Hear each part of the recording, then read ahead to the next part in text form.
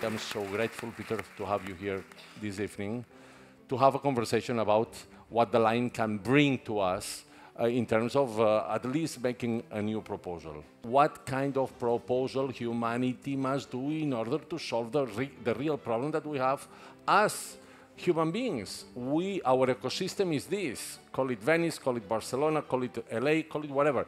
Our ecosystem is in crisis. I think interestingness in architecture is very, very important. In a way, the proposition is there for good, bad, or sideways. There's the proposition, the line in a funny place. And then it becomes interesting what you can do with it. Because once you have that proposition, you're up and away. The architecture moves on, the composition metamorphoses. Now, challenge to the question of the line, would it have that capability, or does it have to be so dogmatically permanent? Over many, many years, I've been fascinated by the notion of decoy and muting and hinting and hiding. The most interesting things have nuances and layers. The interesting side is always a sort of collage. And of course we see that in many of the interesting projects, better projects, done for the line, that they are collages. By which I don't mean just pictorial collages, they're actually intellectually collages. And I think this business, I mean, you know, Colin Rowe famously did this book about Collage City. And I think that work of people like Schwitters, they anticipated what was the possibility of designing a city, which was to allow for the collage of life.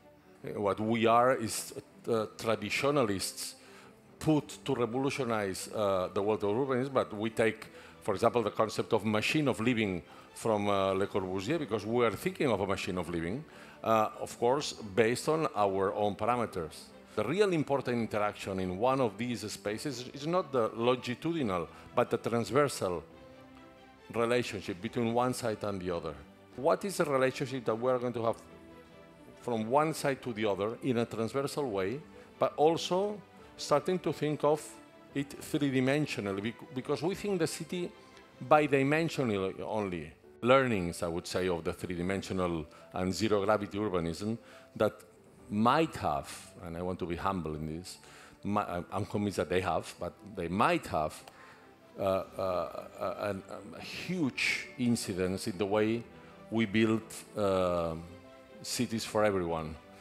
It is a joy of having the opportunity of spending hours and hours with people like Sir Peter Cook, to whom I am deeply grateful. Thank you.